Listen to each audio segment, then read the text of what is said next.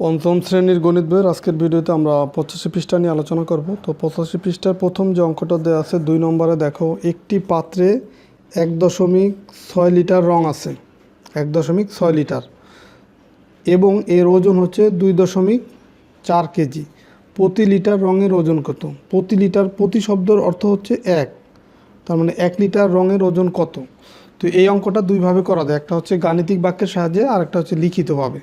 তো যদি আমরা লিখিতভাবে করি, দেখো এখানে যেহেতু প্রতি লিটার রঙের ওজন বের করতে বলছে, তো এইখানে যে ওজন থাকবে সেই ওজনকে তার আগের মানটা দিয়ে ভাগ করতে হবে। তার মানে এই 2.4কে এই 1.6 দিয়ে ভাগ করতে হবে। সেটা কিভাবে লিখে যদি করি আমরা, যে লিখব যে 1.6 লিটার, এই 1.6 লিটার রং এর ওজন, এই লাইনটা লিখব। এই যে এখান থেকে এইটুকু বাদ দিয়ে, যে এইটুকু বাদ দিয়ে এইটুকু লিখব যে 1.6 লিটার রঙের ওজন 2.4 কেজি। সুতরাং 1 লিটার রঙের ওজন কত হবে? এই 2.4 ভাগ হচ্ছে কত? 1.6, এত কেজি।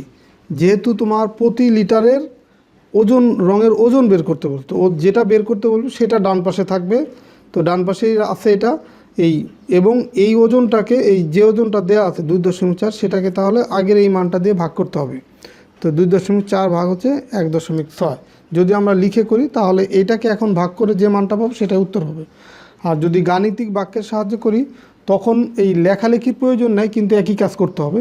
যেহেতু প্রতি লিটার রঙের ওজন বের করতে বলছে, তাহলে যে ওজনটা দেওয়া আছে এই 2.4, এটাকে ভাগ করব এই 1.6 দিয়ে, বা আগের যে মান দেওয়া থাকবে সেটা দিয়ে। এখন 2.4 ভাগ 1.6 করলে যে রেজাল্টটা পাবো সেটাই হবে ভাগফল বা প্রতি লিটার রঙের ওজন। এখন এটা দেখো সমাধান এখানে করে দেওয়া আছে যে 2.4 ভাগ হচ্ছে 1.6। এইখানে ভাগের, আমরা আগের পৃষ্ঠার অঙ্কগুলো থেকে জেনে আসছি যে এই ভাগের অঙ্কের ক্ষেত্রে এই ভাজ্য এবং ভাজককে একই সংখ্যা দিয়ে গুণ করলে বা ভাগ করলে ভাগফলের কোনো পরিবর্তন হয় না। তো এখন এটা হচ্ছে এই 2.4, এটা হচ্ছে কি? এটা হচ্ছে ভাজ্য আর এটা হচ্ছে ভাজক। এই ভাজ্যকে দেখো এখানে 10 দিয়ে গুণ করছে, তাহলে এটাকেও 10 দিয়ে গুণ করতে হবে। তাহলে এইখানে এই শূন্যস্থানেও 10 হবে। আর 10 দিয়ে এটাকে কেন গুণ করছে? এই ভাজকে যে দশমিক আছে এই দশমিকটা তুলে দিতে হবে। তো দশমিক তোলার জন্য, দশমিকের জন্য হচ্ছে 1, আর দশমিকের পরে অঙ্ক আছে একটা, এই কারণে একটা শূন্য, এই কারণে 10 দিয়ে গুণ করছে। তো এখন এই 2.4কে 10 দিয়ে গুণ করলে এখানে পাবো হচ্ছে 24, আর 1.6কে 10 দিয়ে গুণ করলে এখানে পাবো হচ্ছে 16। তার মানে 24কে 16 দিয়ে যদি আমরা ভাগ করি তাহলে যে ভাগফলটা পাবো সেটাই হবে উত্তর। তো এখন এইখানে দেখো ভাগফলটা দেখাচ্ছি, এই 24কে ভাগ করবো কত দিয়ে? 16 দিয়ে। তো 16 24-এর ভিতরে যাবে হচ্ছে একবার, সেই 1 লিখলাম এখানে। 16কে 1 দিয়ে গুণ করলে 16। এখন যদি আমরা বিয়োগ করি এখানে পাবো হচ্ছে 6 আছে কত হলে 14 হবে? 8 হইলে। হাতে আমার 1, 1 আর 1 2, 2 2 মিলে গেল 0, 0 প্রথমে দেওয়ার প্রয়োজন। এখন এখানে 8 আছে, তো এইখানে তো আর কোনো অঙ্ক নাই যে এখানে নামাবো। তো এই কারণে এইখানে একটা দশমিক দিব আর এইখানে দিব একটা 0। যদি এখানে অঙ্ক থাকতো তখন কিন্তু দশমিক দেওয়ার প্রয়োজন হতো না, এটাকে এখানে নামাইলে কিন্তু এই সংখ্যাটা বড় হয়ে যেত। তো যেহেতু নাই, এখানে দশমিক দিছি আর এখানে 0 দিছি। এখন 16 80-র ভিতরে কতবার যাবে? 5 16 80, তার 5 বার হবে। 5 16 গুণ করলে 80, বিয়োগ করলে দেখো 80 80 মিলে গেলো, যেহেতু 0। তার মানে আমরা 24কে 16 যদি ভাগ করি তাহলে এখানে পাবো হচ্ছে 1.5। তাহলে প্রতি লিটার রঙের ওজন কত হবে? 1.5 কেজি।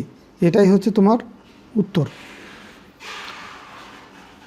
তাহলে এখানেও দেখো লেখা আছে যে 1.6 এবং 2.4কে 10 দ্বারা গুণ করলে ভাগফল একই থাকবে, ভাগফলের কোনো পরিবর্তন হবে না। কারণ এই ভাগের আগে পরে যে ভাজ্য এবং ভাজক আছে সেটাকে আমরা একই সংখ্যা 10 দিয়ে গুণ করছি। তো নিচে দেখো 3 নম্বর অঙ্কের ক্ষেত্রে দেখো নিচে ভাগ দুটি কিভাবে হিসাব করব তা চিন্তা করি। এখানে আছে কি 4.65 ভাগ হচ্ছে 1.5। তো এই যে ভাজকে দশমিক আছে এই দশমিকটা তুলে দিতে হবে। তো দশমিক তোলার জন্য দেখো এই দশমিকের জন্য দিব হচ্ছে 1, দশমিকের পর অঙ্ক আছে একটা, এখানে একটা 0। তার মানে আমার 10 দিয়ে এই 1.5কে গুণ করতে হবে। এইখানে দেখো দেখাইছে, এই ছোট করে দেখাইছে 1.5কে 10 দিয়ে গুণ করছে। আর এটাকে যদি 10 দিয়ে গুণ করে তাহলে এটাকেও 10 দিয়ে গুণ করবে। গুণ করতে হবে, তাহলে এইখানে যদি 10 দিয়ে আমরা গুণ করি তাহলে এই দশমিকটা এক ঘর ডান দিকে সরে আসবে।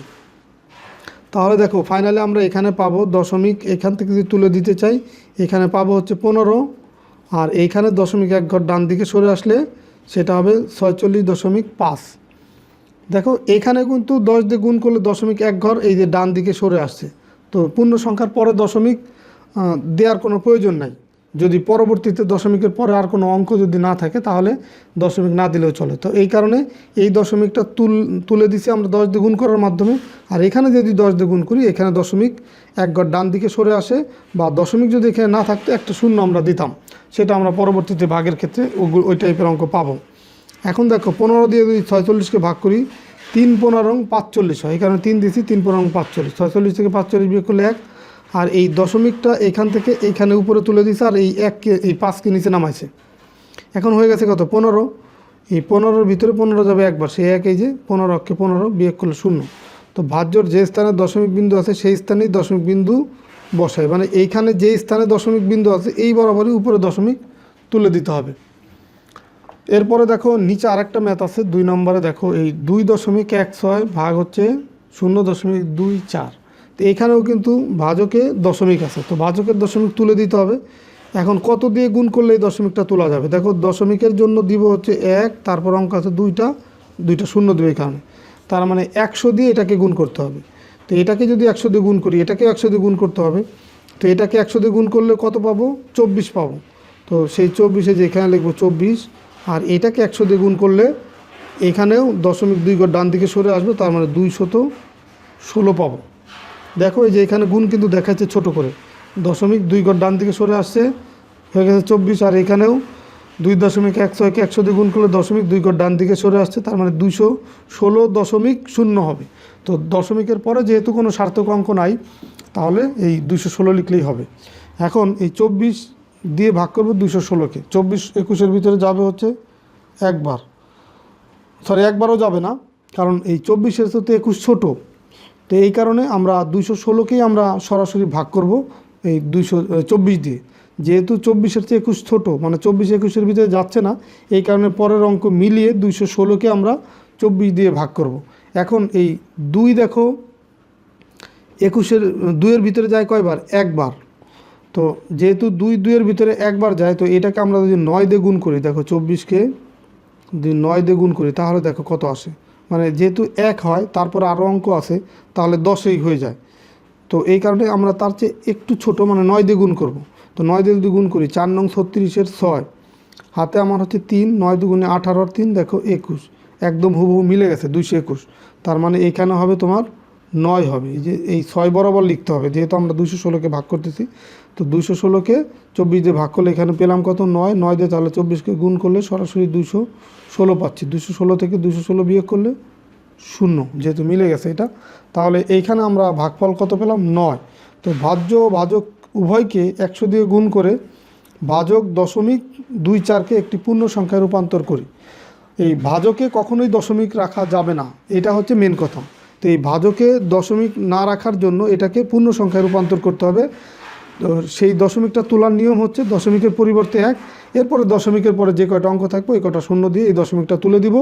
আর এই যে এইখানে যে সংখ্যা দিয়ে গুণ করার প্রয়োজন হলো এই দশমিক তোলার জন্য, ঠিক একই সংখ্যা দিয়ে এই ভাজ্যকেও গুণ করতে হবে। তো এইভাবেই এই টাইপের অঙ্কগুলো করতে হয়। তো আমরা পরবর্তী ভিডিওতে বা পরের পৃষ্ঠায় আমরা এই টাইপের আরও কিছু ম্যাথ করব। তো ঠিক আছে, সবাই ভালো থাকো, সুস্থ থাকো। আজকের ভিডিওতে এই পর্যন্তই থাকবে। আল্লাহ হাফেজ।